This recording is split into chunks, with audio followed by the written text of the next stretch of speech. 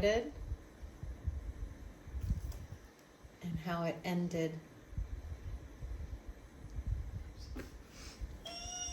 Guys, after 2 full years of breastfeeding, my little one has finally weaned.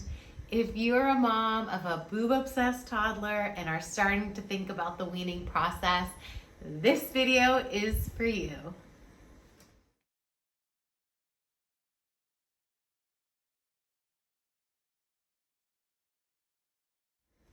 Hey guys, welcome to Birth and Bloom. My name is Krista. I'm a mom of 2, a childbirth educator, and a midwifery student. And on my channel, I talk about all things motherhood, midwifery, and childbirth education, so you're in the right place. Okay, so today I'm talking to you all about the weaning process. This is going to be more focused on if you are breastfeeding into toddlerhood, but if you are wanting to wean your 9-month-old, your 12-month-old, these tips will also pertain to you. But from my personal experience, I have weaned 2 toddlers, and I will have a bit of that perspective as far as nursing into toddlerhood. But I hope that these tips can be helpful to you. Navigating the weaning process can be a little overwhelming, but I'm here to help you, and let's get into it. Okay, so to start, I'm a mother of 2. I have a 4-year-old and a now 2-year-old. And I'm going to focus more on my weaning experience with my 2-year-old. My firstborn daughter, she was 19 months when we weaned. I was pregnant with my then second baby. And the weaning process with my firstborn didn't feel that overwhelming. She was already starting to taper off. She was drinking a lot of cow's milk, having a lot of solids. And it was never as much for comfort as it was my second child, which we'll talk about. And so because I was already pregnant with her, I think my milk was starting to change. We were less dependent on the boob. And it was just an easier gradual process. And it was nothing that I had to really overthink. It just was more of a natural progression to end the experience. And we had a beautiful 19-month long breastfeeding journey. And when it came to a close, it was time. But in this video, I'm going to focus on my experience weaning my 2-year-old because we have just finished about a week and a half ago. And so I'm going to talk to you about my tips, what I did, what worked for us, and how to navigate a booby-obsessed toddler. Okay, so first things first, my second born was my child that humbled me. I've learned every lesson that I needed to with her babyhood to grow and expand me as a mother. And the breastfeeding journey was no different. So I'm very thankful that I had a successful breastfeeding experience with both my first and second daughter. And I will say that my second daughter was more leaning towards breastfeeding for comfort, for boo-boos, for all of the things besides just nourishment and hunger. And that was different from my first child, as I was explaining.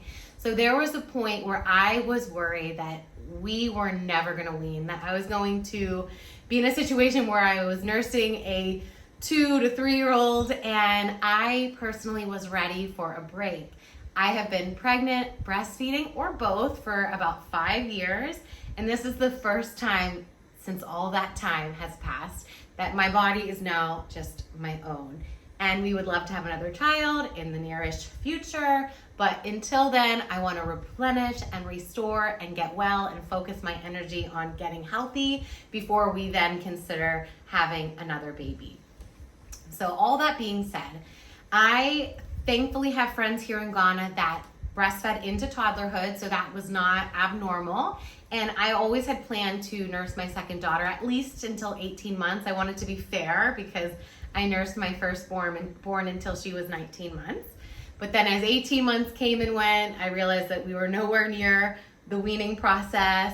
And then as 20 months approached, I'm like, okay, I need to get more serious about what this is gonna look like. So my number 1 tip is whatever point you are in, whether you are wanting to wean a 12-month-old or you're wanting to wean a 22-month-old or beyond, I will say it was really, really helpful for me to set a firm date. I think if you leave it open-ended, it can take longer than you maybe want. And that's okay. But if you're as serious as I was, having a set date was honestly really helpful to like work towards a goal of tapering off. So what does that mean? So probably around 21 months, I was really firm that I wanted to have my daughter weaned by her second birthday. So what that looked like was maybe at the time I was nursing in the morning when she woke up. I was nursing her probably to sleep for her nap, nursing her when she woke up as a little afternoon snack, and nursing her at night before bedtime. So we were probably around that 4 feed mark. And she, unlike my first daughter, was far less into cow's milk, which is not a problem. Your child doesn't have to transition from breast milk to cow's milk. They can if you want to and if they like it. But my second daughter was far less interested in cow's milk, so she was not taking in a lot of those calories yet. And she was never as interested in food. And so those were all the reasons why I was anticipating the weaning process to be a bit more challenging with my second born than my first. So when we started being more mindful about cutting feeds, we were definitely around that 4 feed mark at that point. So I was very, very intentional about slowly cutting back. So what did that look like? I knew that cutting the morning feed and the nighttime feed were going to be the hardest.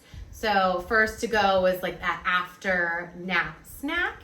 And then eventually we got to the point where we were not nursing before her nap. And I will say that that was the one that surprised me the most. Because if you're anything like me, a breastfeeding mom, or you bed share like we do, nursing her to sleep for her nap was the easiest, where I was able to nurse her, she'd fall asleep, I'd roll away, and then that was it.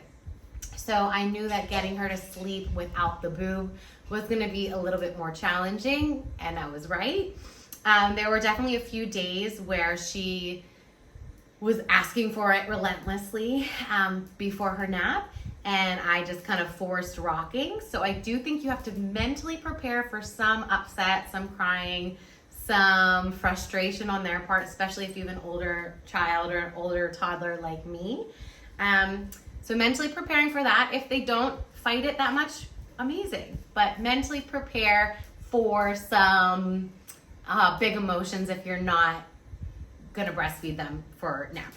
So once we got rid of the feed at nap time, I will say the weaning process felt a lot easier. So to be only feeding 2 times a day felt really good, and I was gradually cutting back, so I was eliminating any extra fullness or engorgement. So that is something to be really mindful of. If you have a baby or a toddler that is really nursing a ton throughout the day, if you decide that you want to wean like cold turkey, you would have to expect some engorgement, some painful breasts, because that milk is filling up and having nowhere to go. So one of my biggest recommendations would be to be very mindful and cut back very, very gradually. One, for yourself, for your boobs, for your baby, and also hormonally. There's a big shift that's gonna happen. And some women experience some almost like postpartum anxiety, depression symptoms, or like extreme PMS symptoms when they are weaning their babies, which not enough people talk about. And I think a lot of those hard hormonal shifts can happen if the process happens too quickly. So it was really successful with my firstborn that I was very gradual about cutting feeds to the point where we were at 2, 1, and then none. And so I knew for the most success with my second, I was gonna have to go the same route. So I will say cutting nap time was the hardest. But then once we got to 2 feeds, she was starting to eat more food. She was starting to be like her big sister and have a little more cow's milk. So we were implementing these things slowly to get her to warm up and be mentally prepared as much as possible for a 2-year-old to start cutting back. And as we approached probably like the 23-month mark, I knew that it was going to be the morning feed next that was going. So that one was also tricky because in the morning our routine was we'd wake up, we'd go sit on the couch, we'd go chat with daddy and big sis, and she'd have her little first breakfast. And truly, every time I sat on the couch, she would hop up on my lap and assume the position and be ready for some milk. So that was hard. I had to basically avoid the couch, encourage her to have real breakfast right away, offered her some cow's milk. Once again, if your child is not interested in cow's milk, do not stress. They can get those nutrients and the calcium from other foods, cheese, yogurt, that kind of thing. So that one had its challenges as well, but it was really good to have distractions from my husband. So that's another thing.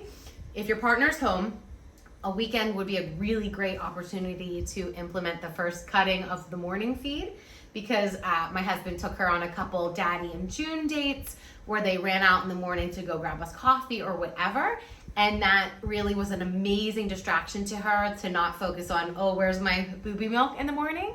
And then that way, by the time that she came back, we were up, we were dressed, and it was a much easier process to kind of not highlight the fact that she was missing that morning feed. So that was a massive accomplishment once we nixed the morning feed. So obviously the very final one was bedtime. And I think a lot of moms and dads have that stressor of like, okay, well, bedtime's hard enough. What is it going to be like if we nix the breastfeeding? But I will say at that point, once again, because it was so gradual, she was starting to ask for it less. She was not noticing it as much, that she was not receiving the boob. So by the time we got to the 1 feed a day, she was already getting into this new routine where she was not relying on breastfeeding as much as she had been previously. So by the time we were at that 1 feed a day, it was very gradual, and she was older, right? She was almost turning 2. So I was talking to her. I was telling her, okay, June, milk is gonna, we're not gonna be having booby milk much longer. You know, you're a big girl now, these kind of things, okay? So I was like talking to her, she understood. And you know, at 2, they're big girls, they can express like their feelings, and she's very chatty, she talks a lot. So I knew she was really understanding and comprehending the plan. But I will say, the night before her 2nd birthday, I had an emotional moment where I was just taking it in as our second to last time. I was giving her very last day on her birthday. But the day before she turned 2 was very emotional, because like, she's not my baby anymore. And I was mentally prepared to get to that point. But also it was really emotional to kind of close the chapter on a really beautiful journey. Breastfeeding is so rewarding for you and for your baby. And for me, I would not do it any differently. But yeah, it was still very bittersweet to actually come to the point where we were going full circle and completing our journey. So the night before her 2nd birthday, I was very emotional, but also mentally preparing for the next night, that it would be our last night. So cut to her birthday, we have a great day. And like I said, her 2nd birthday, the bedtime feed was going to be the last feed of our breastfeeding journey. And because I got a lot of the tears out the night before, it was not as emotional. I felt really good about it. I felt like she understood. And that was it. It's really crazy. I kind of can't believe that we're actually done.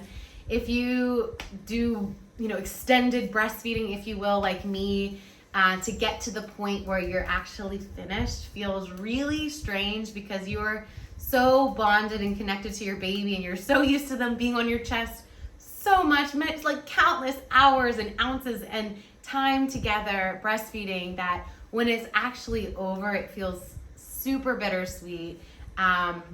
But I'm really glad that we're at this point. Since then, since her 2nd birthday, truly, like the first couple days after, she would ask for it, but it was not that big of a deal. She didn't throw any tantrums. We offered food, we offered some milk, we offered some water, and plenty of distractions. And the 2nd night, I think when she was 2 years and 1 day, I think my husband did bedtime with her.